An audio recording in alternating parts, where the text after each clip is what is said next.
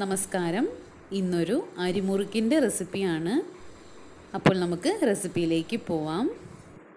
ഈ മുറുക്ക് തയ്യാറാക്കി എടുക്കാൻ വേണ്ടി 250 ml കപ്പിന് 1 കപ്പ് പച്ചരി ഞാൻ കുതിർത്ത് വെച്ചിട്ടുണ്ടായിരുന്നു. 3 മുതൽ 4 മണിക്കൂർ വരെ കുതിർക്കുക. അരിപ്പൊടിയാണ് എടുക്കുന്നതെങ്കിൽ 250 ml കപ്പിന് 1.5 കപ്പ് എടുക്കുക. ഗ്ലാസ് കണക്ക് പറയുവാണെങ്കിൽ ഒരു മീഡിയം ഗ്ലാസ്സിന് 1.5 ഗ്ലാസ് അരിപ്പൊടി എടുക്കുക. ഇതിപ്പോൾ ഒരു മിക്സിയുടെ ജാറിലേക്ക് മാറ്റി കൊടുക്കുവാണ്. ഞാനിവിടെ അരിപ്പൊടിയല്ല ഉപയോഗിക്കുന്നത്, അരച്ചിട്ടാണ് ഉപയോഗിക്കുന്നത്. ഇപ്പോൾ എല്ലാവരുടെയും കയ്യിൽ എപ്പോഴും ചിലപ്പോൾ അരിപ്പൊടി ഉണ്ടാവാറില്ല. ഇതാകുമ്പോൾ കുറച്ച് ഈസിയാണ് കേട്ടോ. ഈ ഒരു രീതിയിൽ ഒരു പ്രാവശ്യം ഒന്ന് ട്രൈ ചെയ്ത് നോക്കുക. ഒരുപാട് വെള്ളം ഒഴിക്കാതെ ഒന്ന് അരച്ചെടുക്കാം. നല്ല ഫൈനായിട്ട് അരച്ചെടുക്കണം.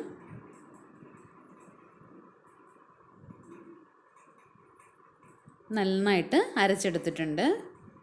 ഇതിപ്പോൾ ഒന്ന് മാറ്റി വെക്കാം. ഇതിലേക്ക് ഞാൻ ഉഴുന്നെടുത്തിട്ടുണ്ട്. ഈ ഒരു കപ്പിന്, ഈ ഒരു പാത്രത്തിന് ഒരു പാത്രം ഉഴുന്നാണ്. ഇതൊന്ന് വറുത്തെടുക്കണം. പാൻ നന്നായിട്ട് ചൂടായിട്ടുണ്ട്. ഈ ഉഴുന്ന് ചേർത്ത് കൊടുക്കുവാണ്. മീഡിയം ഫ്ലെയിമിൽ വെച്ചിട്ട് നന്നായിട്ടൊന്ന് വറുത്തെടുക്കാം. ഒരുപാട് ചുമക്കെ വറക്കണ്ട. ചുമന്ന് വരാൻ തുടങ്ങുന്ന സമയത്ത് തന്നെ സ്റ്റൗ ഓഫ് ചെയ്ത് കൊടുക്കണം. ഈ ഒരു രീതിയിൽ വറുത്തെടുത്തിട്ടുണ്ട്. ഇപ്പോൾ സ്റ്റൗ ഓഫ് ചെയ്ത് കൊടുക്കുകയാണ് ഞാൻ.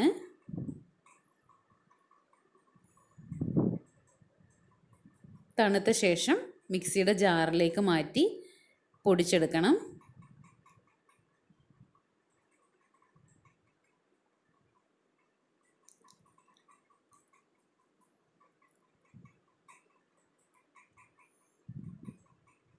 നന്നായിട്ട് പൊടിയാക്കി എടുക്കാം. ഒട്ടും തരിയില്ലാതെ പൊടിയാക്കി എടുക്കണം. ഇപ്പോൾ ഒരു ബൗൾ എടുത്തിട്ട് നമ്മളിപ്പോൾ പൊടിയാക്കിയ ഉഴുന്നിൻ്റെ പൊടി ഈ ബൗളിലേക്ക് ചേർത്ത് കൊടുക്കാം. നമ്മൾ നേരത്തെ ഉഴുന്നെടുത്തില്ലേ, അതേ പാത്രത്തിന് ഒരു അരപ്പാത്രം കടലമാവ് ചേർത്ത് കൊടുക്കുവാണ്. കടലമാവ് ഇല്ലെങ്കിൽ പൊട്ടുകടലയുടെ പൊടിയാണെങ്കിലും ചേർത്താൽ മതി. അതിലേക്ക് ആവശ്യത്തിന് ഉപ്പും ഒരു 1/2 ടീസ്പൂൺ മുളക് പൊടിയും ചേർത്തായിരുന്നു. 1/2 ടീസ്പൂൺ ജീരകം, 1 ടേബിൾ സ്പൂൺ എള്ളും കൂടെ ചേർത്ത് കൊടുക്കാം. എള്ളിൻ്റെ അളവ് കൂട്ടുകയും കുറയ്ക്കുകയും ചെയ്യാം. ഒരു ചെറിയൊരു കഷ്ണം ബട്ടറും കൂടെ ചേർത്ത് കൊടുക്കുവാണ്. ബട്ടർ ഇല്ലെങ്കിൽ നെയ്യാണെങ്കിലും മതി. നെയ്യാണെങ്കിൽ ഒരു 3/4 ടേബിൾ സ്പൂൺ എടുക്കുക. ഏതെങ്കിലും വെജിറ്റബിൾ ഓയിലാണെങ്കിൽ 1 ടേബിൾ സ്പൂൺ വരെ ചേർക്കാം.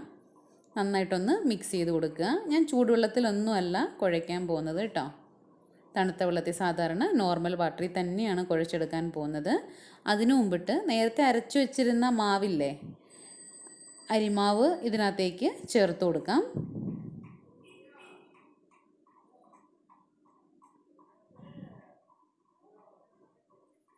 എനിക്ക് ഇതാണ് കുറച്ചുകൂടി ഈസി ആയിട്ട് തോന്നിയത്. നിങ്ങൾക്ക് വേണമെങ്കിൽ അരിപ്പൊടി എടുക്കാം.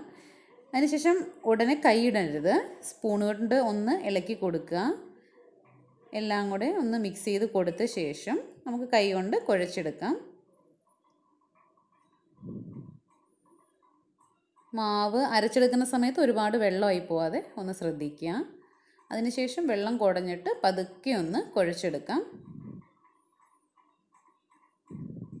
ചപ്പാത്തി മാവിനേക്കാളും കുറച്ചുകൂടെ സോഫ്റ്റ് ആയാൽ മതി. ഒരുപാട് മാവ് ലൂസായി കഴിഞ്ഞാൽ നമ്മൾ തയ്യാറാക്കി വെച്ച ശേഷം പെട്ടെന്ന് തണുത്ത് പോകും മുറുക്ക്.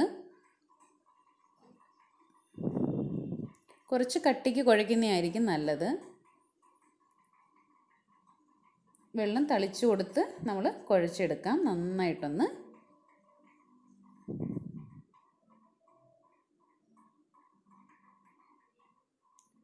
ചൂടുവെള്ളത്തിലൊന്നും കുഴയ്ക്കേണ്ട ആവശ്യമില്ല. നോർമൽ വാട്ടറിൽ കുഴച്ചാൽ മതിയാവും.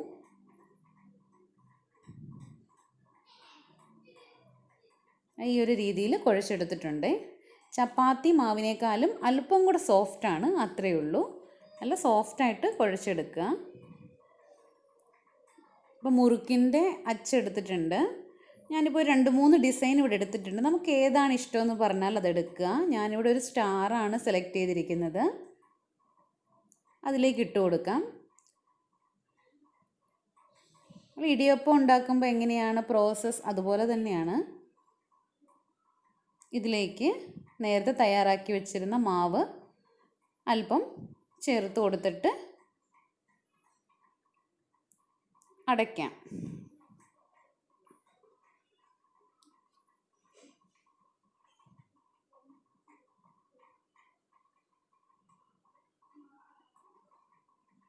പുതിയതായിട്ട് ചെയ്യാൻ പോകുന്ന ആൾക്കാർക്കൂടെ ഭയമില്ലാതെ എണ്ണയുടെ അടുത്തൊക്കെ നിന്ന് പേടിയുള്ള ആൾക്കാരുണ്ടാവുമല്ലോ, അവർക്കും കൂടെ ചെയ്യാൻ പറ്റുന്ന രീതിയിലാണ് ഞാനിവിടെ കാണിക്കുന്നത്. ഇതുപോലൊരു കണ്ണാപ്പ എടുക്കുക, തവി, ഞങ്ങളുടെയൊക്കെ നാട്ടിൽ കണ്ണാപ്പ എന്നാണ് പറയുന്നത്.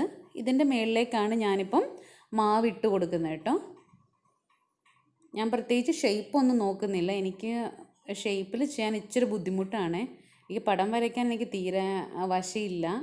നിങ്ങൾ നല്ല ഷേപ്പിൽ റൗണ്ടായിട്ട് ചെയ്യണമെന്ന് അറിയാവുന്നവരാണെങ്കിൽ അങ്ങനെ ചെയ്യാം. ഞാനിപ്പോൾ ഷേപ്പൊന്നും നോക്കിയിട്ടില്ല കേട്ടോ. ഞാൻ സാധാരണ ഇങ്ങനെയാണ് ചെയ്യാറ്. ഇതുപോലെ ചെയ്തെടുത്തിട്ടുണ്ട്. ഇതാകുമ്പോൾ കുറച്ചുകൂടെ സേഫാണ് കേട്ടോ. എണ്ണയിപ്പോൾ നന്നായിട്ട് ചൂടായിട്ടുണ്ട്. ഈ തവിയോട് കൂടി തന്നെ എണ്ണയിലേക്ക് വെച്ച് കൊടുക്കുക. ഉടനെ അങ്ങ് തവി എടുത്ത് മാറ്റല്ലേ, ഒന്ന് മൂത്ത് വന്ന ശേഷം അത് തന്നെ അങ്ങ് വിട്ടുപോകും. ഇല്ലെങ്കിൽ എന്തെങ്കിലും ഇതുപോലൊരു സപ്പോർട്ടിനൊരു തവി കൊണ്ടൊന്ന് ജസ്റ്റ് ഒന്ന് ടച്ച് ചെയ്താൽ മതി, അതങ്ങ് അടർന്ന് വീഴും.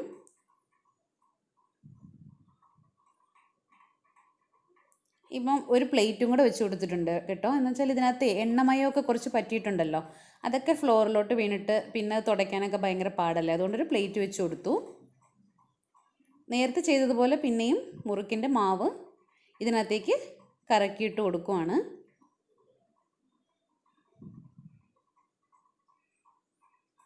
നേരത്തെ നമ്മൾ എണ്ണയിലേക്ക് എങ്ങനെയാണ് ഇട്ടത് അതുപോലെ തന്നെ ഇട്ട് കൊടുക്കാം. എക്സ്പീരിയൻസ്ഡ് ആയിട്ടുള്ള ആൾക്കാരാണെങ്കിൽ ഡയറക്റ്റ് ചെയ്തോളൂ. ഞാനിപ്പം ബിഗിനേഴ്സിനും കൂടെ ചെയ്യാൻ പറ്റുന്ന ഒരു രീതിയിലാണ് ഇവിടെ കാണിക്കുന്നത്. ഇതായിരിക്കും കുറച്ചുകൂടെ സേഫ്റ്റി. തിരിച്ചു മറിച്ചു വിട്ട് നന്നായിട്ട് മൂപ്പിച്ചെടുക്കുക. ഒരുപാടങ്ങ് ചുമപ്പിക്കേണ്ട ആവശ്യമില്ല. ഈ ഒരു രീതിയിൽ തയ്യാറായി വന്നാൽ മതിയാവും. നമ്മൾ ആദ്യം ഇട്ട് കൊടുത്ത മുറുക്ക് ആ ഒരു കളറ് മതി. ഒരുപാട് ലൂസായിട്ടാണ് കുഴച്ചതെങ്കിൽ അധിക സമയം നമ്മൾ തിരിച്ചു മറിച്ച് വിടേണ്ടി വരും, ഇല്ലെങ്കിൽ പെട്ടെന്ന് തണുത്ത് പോവും. അതുകൊണ്ടാണ് നമ്മൾ മാവ് കുറച്ച് ടൈറ്റായിട്ട് ചെയ്തത്. ഇപ്പോൾ എല്ലാം തയ്യാറാക്കി എടുക്കുവാണേ. ഈ ഒരു രീതിയിൽ ഞാൻ തയ്യാറാക്കി എടുത്തിട്ടുണ്ട്. ഒരു പ്രാവശ്യം ഇതുപോലെ ഒന്ന് ട്രൈ ചെയ്ത് നോക്കുക.